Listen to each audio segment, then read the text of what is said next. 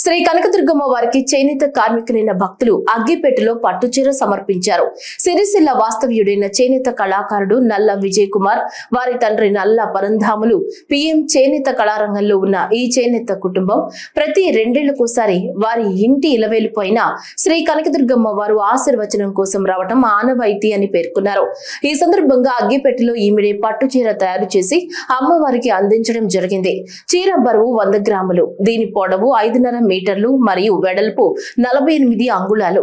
ఈ వస్త్రం కోసం పట్టు దారాలు మరియు గోల్డ్ జరీ వాడటం జరిగిందని, దీనిని తయారు చేయడానికి సమయం సుమారుగా 5 రోజులు పట్టిందని నల్ల విజయ్ కుమార్ తెలిపారు. ఆలయ కార్యనిర్వహణాధికారి వికే సీనా నాయక్ వీరిని అభినందించి అమ్మవారి ప్రసాదములను అందించారు.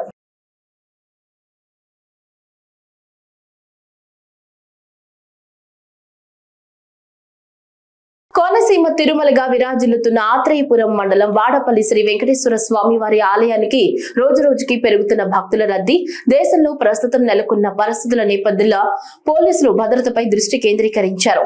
శుక్రవారం వెంకటేశ్వర స్వామి వారి సన్నిధిలో భక్తుల భద్రత దృష్ట్యా బాంబ్ స్క్వాడ్ సిబ్బంది తనిఖీలు నిర్వహించారు.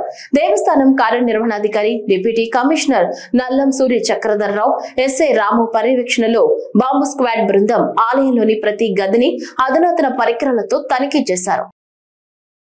ఇంటర్మీడియట్ మరియు 10వ తరగతుల్లో అత్యుత్తమ ప్రతిభ కనపరిచిన గురుకులాలు మరియు బీసీ వసతి గృహాల విద్యార్థులకు వెనుకబడిన తరగతుల సంక్షేమ శాఖ అభినందన సభ ఏర్పాటు చేసింది.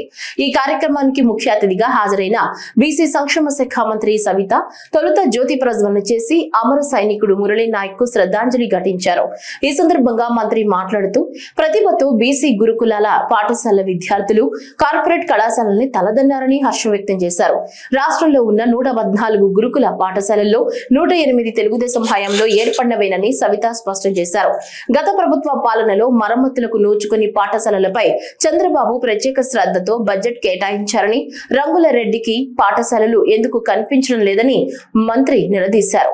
విద్యార్థులు లక్ష్యంపై ఏకాగ్రతతో కష్టపడితే వారికి కావలసిన సదుపాయాలు కల్పించడానికి ప్రభుత్వం సిద్ధంగా ఉందని, గురుకుల విద్యార్థులను విదేశీ విద్యకు కూడా పంపుతామని సవిత ప్రకటించారు.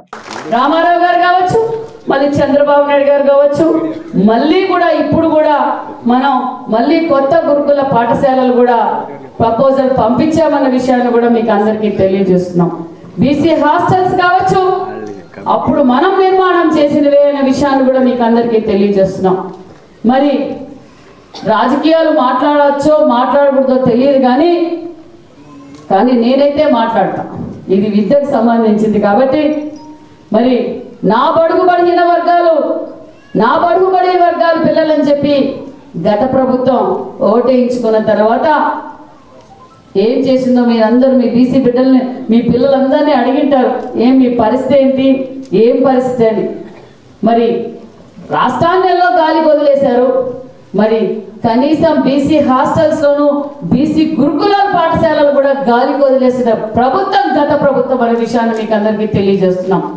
మరి మనము అధికారంలోకి రాగానే ముఖ్యమంత్రి గారు మమ్మల్ని అందరినీ రివ్యూ చేశారు. సెక్రటరీ గారిని, డైరెక్టర్ గారిని, మరి మన ఎంజేపీ సెక్రటరీ గారిని అందరం వెళ్ళాం. 5-6 సార్లు వెళ్ళాం. ఏంటి పరిస్థితి అంటే, సార్ గత 5 సంవత్సరాలుగా రెన్యువేషన్స్ కూడా లేక పిల్లలు ఏ ఫెసిలిటీస్ లేక చాలా ఇబ్బంది పడుతున్నారు సార్ అని చెప్పగానే సారు రెన్యువేషన్స్ కూడా అమౌంట్ శాంక్షన్ చేశారు. ఈరోజు రాష్ట్ర వ్యాప్తంగా మేము కలెక్టర్స్తో కూడా డిస్కస్ చేసి, మా డైరెక్టర్ గారు, మా సెక్రటరీ గారు మరి కలెక్టర్స్తో కూడా డిస్కస్ చేసి వారితో కూడా కొన్ని మరమ్మతులు చేసి ఈరోజు రాష్ట్ర వ్యాప్తంగా బీసీ హాస్టల్స్, బీసీ మన గురుకుల పాఠశాలలు కూడా రెన్యువేషన్స్ చేస్తున్నామన్న విషయాన్ని కూడా మీకు తెలియజేస్తున్నాం.